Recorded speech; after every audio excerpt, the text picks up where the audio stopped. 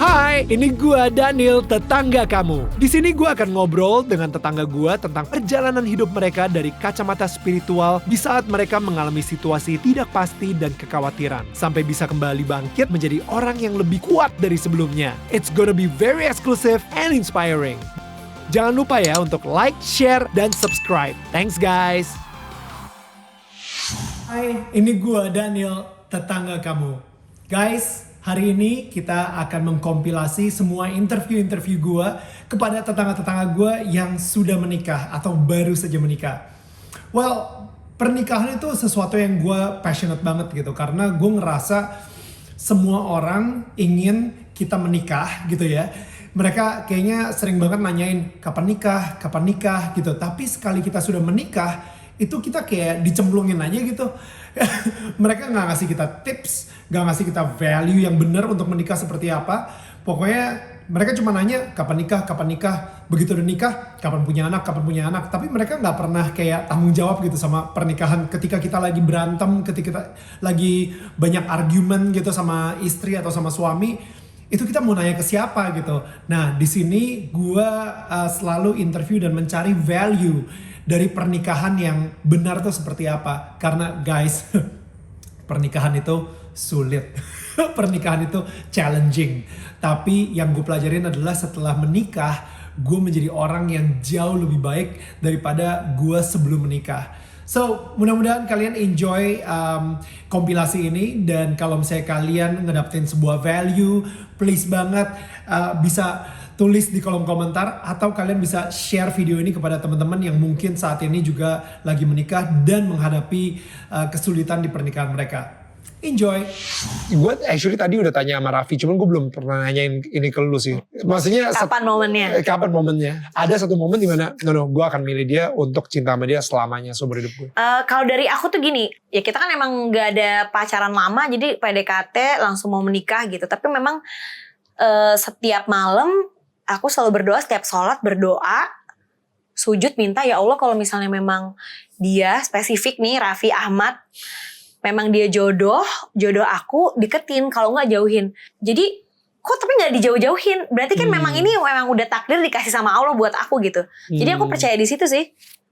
Sampai akhirnya nikah, ya udah berarti nggak ada putar balik, ya udah iya. Biarpun ada cobaan. Iya, sebisa mungkin, sekuat-kuat mungkin ya memang harus dijalanin karena aku udah bilang iya gitu. Oke. Karena kalau ya itu dia, kalau misalnya kita sama keluarga kita aja, sama ibu sama bapak kita aja, kalau mau berantem kok gitu. Mau dia bikin salah ya sama gitu. Gak pernah akan ada yang cocok banget tuh. Ya. Mau cari di belahan dunia manapun gak akan ada yang cocok.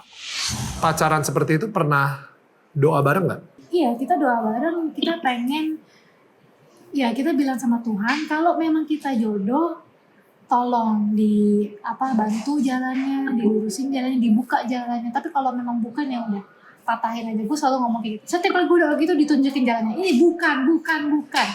Beberapa kali ditunjukin bukan. Sama Harvey, gue doa seperti itu, ternyata ada jalan keluar. Gue ketemu sama jodoh gue pun, ujian tuh tetap ada. Ujian itu tetap ada. Makanya ketika gue sampai di altar pun, gue bersyukur banget sama Tuhan.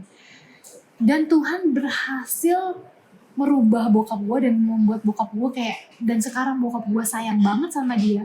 Bokap gue bangga banget sama Harvey sebagai menantunya. Dimana waktu itu gue pikir yang bisa merubah bokap gue cuma Tuhan. Karena bokap gue adalah orang yang paling keras kepala yang pernah gue kenal. Gak ada yang bisa merubah bokap gue kecuali Tuhan. Gak ada. Gue udah putus asa sih. Karena manusia tidak akan pernah bisa merubah pandangan bokap gue. Tapi bokap gue bisa berubah. That's good. Itu karena Tuhan. Kalau bukan restu Tuhan, gak mungkin bokap gue merestui hubungan gue sampai sekarang. Kayak gue waktu itu udah putus asa, gak mungkin bokap gue bisa diomongin, gak mungkin. Cuma Tuhan yang bisa. Bayangin yang dari meragukan jadi sekarang ngebanggain banget. So, awal niatnya banget pengen nikah itu karena apa? What is the real motivation behind it? Basicnya gini bro, gue tuh gak punya keluarga yang utuh. Oke. Dan gue tidak pernah berada di momen itu. Setiap manusia yang tidak memiliki sesuatu momen pasti akan mencari momen itu. I'm that normal. Cuman momen itu tidak diberikan secara mudah, gratis dan gampang oleh Tuhan. Oke. Banyak orang yang dikasih momen seperti itu, they waste that. That's why makanya gue sangat kesal ketika melihat ada orang yang menjalani sebuah pernikahan, tapi melihat pernikahan itu tidak sakral. It's okay to be a bad boy, it's okay to be a boy, but when you marry, remember you marry, you commit not only to human but you commit to your God, To God, which is you yeah. commit to yourself, Yeah. and it's never be easy. Nah itu gue ngerasa bahwa gue siap atau enggak, itu yang mungkin jadi beban dalam hidup gue, sehingga masuk ke fase-fase ke pacaran mau serius, tapi akhirnya gue kayak ngerasa kayaknya gue gak bisa jauh deh sama dia. Disitulah akhirnya gue menemukan jawaban jodoh itu seperti apa. Kapan ketika lu ngerasa kayaknya yes, dia bisa jadi ibu dari anak-anak gue? Saat gue menjalani 6 bulan ya, 6 bulan sampai setahun. Ada beberapa condition yang kurang enak yang dia bisa sikapi dengan bagus. Contoh adalah kondisi ketika kita tidak cocok. Jadi kita ini jarang banget berantem. Hampir setahun itu mungkin kita berantem 3 kali doang. Itu suatu hal yang kita positioningnya kita, siapa yang mau mimpin, siapa yang mau ini. Nah, di situ tuh aku kembaliin ke dia. Right. Kalau you're not ready, don't marry with me. It's okay, gue bilang. Nah, dia nyikapinya dengan baik. Dia minta waktu buat dia sendiri, dia berpikir sendiri, dia mencari dirinya sendiri dalam itu. Dan dia bisa bersikap dengan dewasa untuk hal itu. Nah menurut gua pernikahan akan jalan dengan baik kalau kita bisa berkomunikasi untuk sebuah masalah seperti itu. Wow. Pernah nggak doa Tuhan kalau misalnya dia bukan jodoh saya, jauhkanlah dia? Pernah nggak kamu doa gitu? Enggak, gua udah capek doa begitu. Yang gua berdoa selama hidup gua akhirnya setelah mengalami banyak kegagalan. Just say thank you. Say God, thank you for everything that you give to me. Thank you. Kejadian kemarin sampai gue akhirnya nggak menikah. Thank you. Dari semua thank you gue, I got wisdom. Which is akhirnya gue bisa ngelihat. Tapi kalau kita nggak lakuin itu, and you're not say thank you dari hati lu nggak akan bisa ngelihat what is behind God plan for you. Dan akhirnya ternyata ketika gue banyak mengucap terima kasih, I see what is God plan behind that, which is her. She's a gift. Dia itu hadiah dari Tuhan buat hidup gue. Dan gue melihat dia bukan lebih ke masalah cinta doang. Tapi gue melihat dia adalah hadiah dari Tuhan buat gue. Dan semua yang Tuhan kasih dalam hidup gue akan gue terima. Mau baik dan buruk. Dia bisa jadi baik, dia bisa jadi buruk buat hidup gue. It depends how I live. Lo tadi sempat bilang gitu ya, kayak kita naruh Tuhan di tengah pernikahan kita gitu. Dan gue rasa kalian berdua gak sespiritual itu kok pas tahun pertama married, tahun kedua married juga belum kayak gitu kan. Right? Ya mungkin bisa diceritain juga gimana sih sampai kalian benar-benar kayak menemukan sebuah hubungan spiritual tersebut dengan Tuhan. Kalau for me sih sekarang di usia gue yang 36 ini gitu, gue makin melihat bahwa semua kejadian dalam hidup gue tuh it's all because of God gitu. Jadi peran gue sebetulnya sangat sedikit in my career, in my finances, in my love life, in my health. Semua itu ada campur tangan Tuhan di situ. Jadi same in my marriage, gue ngerasa the success of our marriage so far itu because of God. Karena kalau misalnya mengandalkan kekuatan kami berdua, itu nggak mungkin. Namanya manusia kan, kita pasti punya ego masing-masing. Kami mengandalkan Tuhan dan makin mengandalkan Tuhan dari tahun ke tahun, things get better because we're allowing God to work in our lives, not allowing us to fix our problems. Wow. Dan lo bilang, lo tadi kan bilang kayak perasaan tahun pertama kalian nggak spiritual amat. I think I have the answer for that. Meskipun kita belum menemukan hubungan kita dengan Tuhan, tapi Tuhan sudah menemukan hubungan dengan kita. Jadi kayak it doesn't stop Him from performing His miracles for us, you know. Yeah. Even though we do not know Him atau personally atau benar-benar ada relationship dengan Dia, tapi look at it, you're right. It's a miracle yang kok bisa ya nggak break this foundation atau apa. Ya mungkin dari situ he is already working. Dan kita juga pas pertama ketemu, yang kita both agreed, mungkin dari situ juga bisa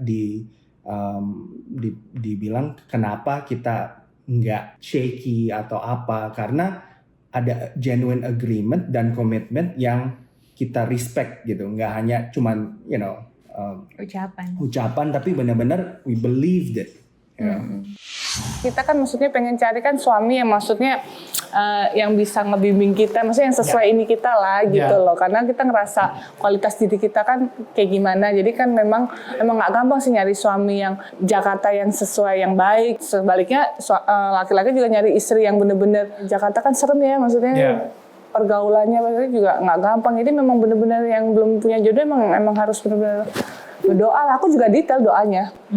Detail. Aku kalau doa setahun terakhir itu sampai aku tulis di buku. Itu ada tulisan semoga bisa membantu orang lain yang yang membutuhkan. Dan terakhir aku bilang ntar kalau dapatnya sesuai tapi tiba-tiba pendek atau jelek aku juga nggak mau. Aku juga tulis yang cakep, badannya bagus, juga gembrot gitu kan, nggak mau juga gitu. Akhirnya aku tulis gitu. Pokoknya emang nggak ada yang tahu lah rahasia Tuhan tuh kayak gitu. Lu juga belum lihat? Belum lah. Ini nih, aku bilang yang kelima nih, ada 11 deh. Bertanggung jawab, mapan pastilah berkecukupan dan bisa membantu keluarga maupun orang-orang yang membutuhkan loh. Gila nggak? Aku udah nulis gitu, orang-orang yang membutuhkan. Itu aku sampai shock, itu udah merinding tau nggak sih? Beberapa bulan yang lalu aku bilang, hah? Kok aku nulis gitu ya? Ternyata dapetnya gini juga gitu loh. Itu kayak ada tuh teori kalau misalnya intuisi tuh ya, maksudnya sesuatu tuh kalau kamu tulis itu lebih ini gitu kan. Itu ditulis, apa yang kamu mau ditulis. Kan aku nggak mungkin ya bawa buku setiap saat. Akhirnya aku bikin listnya, aku foto. Pas aku foto ya setiap aku sholat di mana aja atau apa, ya aku baca setiap terakhir habis sholat gitu doanya. 3 minggu baru menikah, tapi sebelum itu kalian 3 tahun pacaran. 3 tahun pacaran, tadi Regina juga udah sempat ngomongin soal dia pengen pacaran secara murni. Berarti ini Lucky juga harus ngelewatin hal yang sama dong? Benar sekali. Benar sekali. Harus lewatin itu. Kenapa pengen menikah? Pernikahan kita ini harus bisa memuliakan Tuhan. Itu nomor 1. Why? Karena melihat Lucky, melihat aku, kalau secara dunia, ini won't work. Gak akan work. Gitu, maksudnya secara karakter, secara pekerjaan, penghasilan, secara apalagi ya, pergaulan. Ciong banget.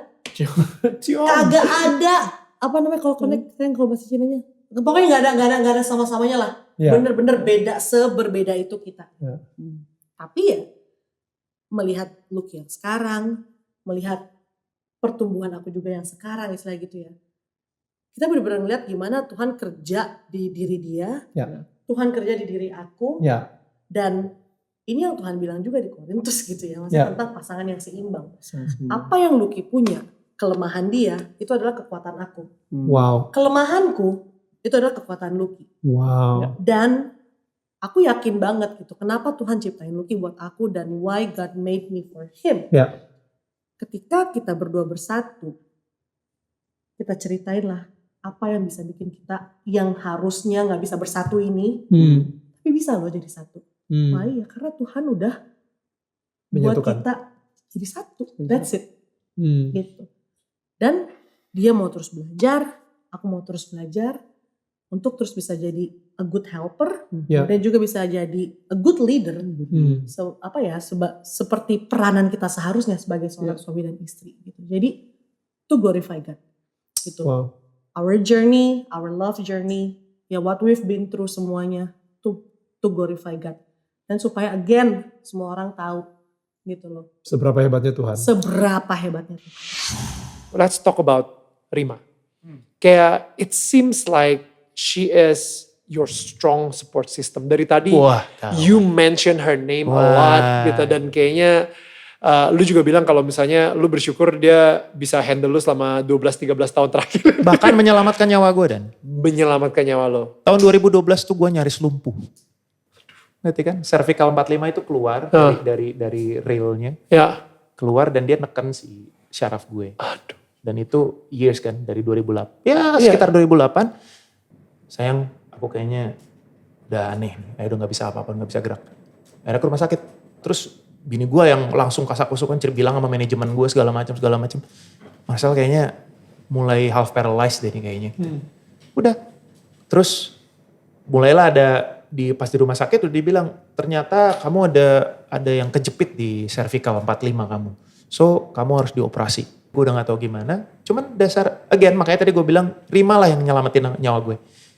Dia merasa feeling dia nggak gitu. Dia nggak harus di sini. Dia cari second opinion. Dia cek di Singapura dan segala macam. Ya kan karena dia orang Singapura. Dia cek, dapatlah satu dokter untuk memastikan bahwa memang ada tindakan atau tidak. Ya kalau memang ini, saya akan cek dulu hasilnya. Gitu. Oke, tunggu.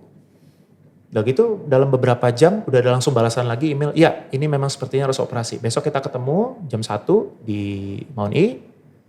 Kita diskusi, jam 6 kita operasi. Udah jam 6 gue operasi ditemenin sama nyokapnya Rima. Oke. Jadi ada mama di situ nemenin gue. Itu operasi jam 6 exactly 3 jam sampai jam 9. Selesai operasi gue tidur biasa kan. Nah besok paginya gue pengen kencing tuh. Gue kan belum tahu gue bisa jalan atau enggak kan, orang baru operasi. Gue pengen pipis terus gue berdiri masih pakai. Diri, cek gue berdiri. Terus gue jalan gue berdiri. Berasa. Wow. Berasa kaki gue. Wow. Berasa gue sampai gitu. Terus gue jalan ke kamar mandi, sampai di kamar mandi gue duduk, gue pipis, gue nangis. Gila. Gue nangis bener. Gue terima kasih bener sama Tuhan. Makasih. Gue pikirin udah akhirnya Marcel Siaan deh. Hubungan lo sama Tuhan sekarang gimana? Tetap pada saat gue menemukan seseorang yang luar biasa ya Mas Irwan. Itu gue bilang sama Tuhan begini. Karena kan pada saat sebelum gue ketemu Mas Irwan kan gue minta jodoh ke Tuhan. Tuhan tolong aku minta jodohnya orangnya tipenya begini dan 80% yang gue mau ada di Mas Irwan semua. Yang gue tulis detail banget tuh ya gitu. Oh lu tulis? Otomatis Wait, bentar, sorry, backtrack dulu. Lu sempet nulis kayak Tuhan, ini jodoh yang gue mau 1-10 gitu misalnya gitu ya? Iya, 100 kali. Kalau teman-teman gue kalau baca kakak sampai detail misalnya kulitnya begini, nanti orangnya harus begini, ini harus punya ini, punya ono, di orang sifatnya harus begini. Ini semua gue tulis. Wow. Waktu dulu tahun 2015 kali ya. Itu gue doain itu tuh. Gue doain itu panjang banget.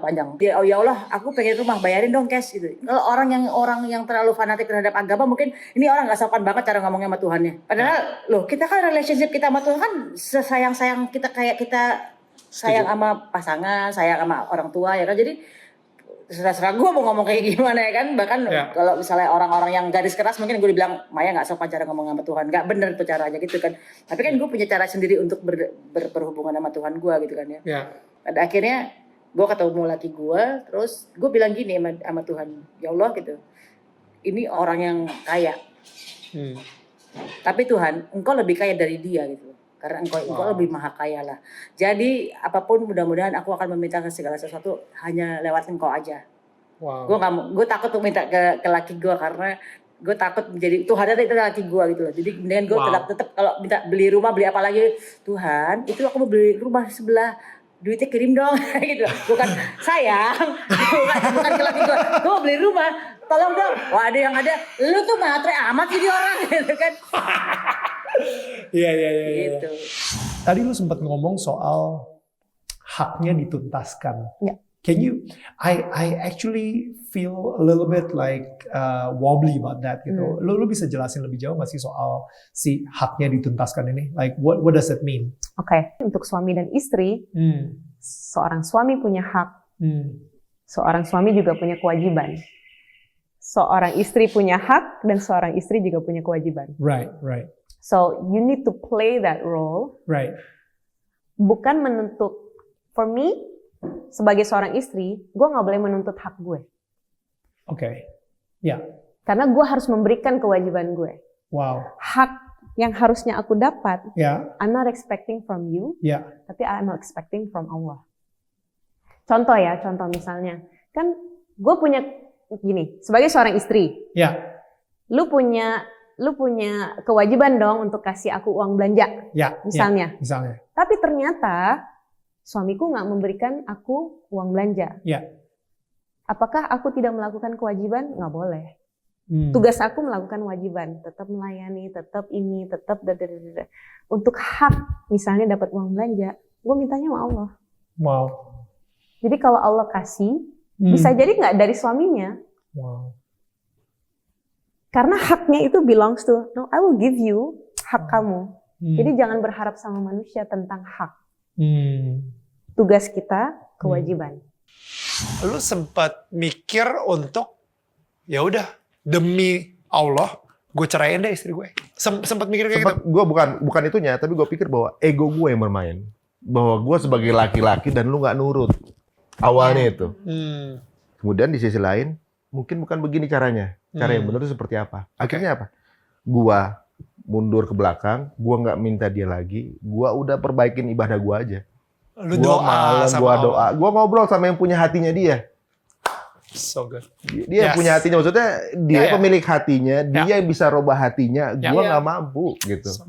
Jadi orang bilang lu bisa, karena hidayah dari, enggak, hidayah itu cuma dari Allah aja, bukan dari gue. Lu nyuruh orang hijrah, nyuruh orang apa pindah agama, nggak punya apa namanya, nggak boleh ibaratnya kayak gitu. Ibaratnya kita tuh nyuruh gitu. Kita cuma tujuan kita ngasih tahu gitu.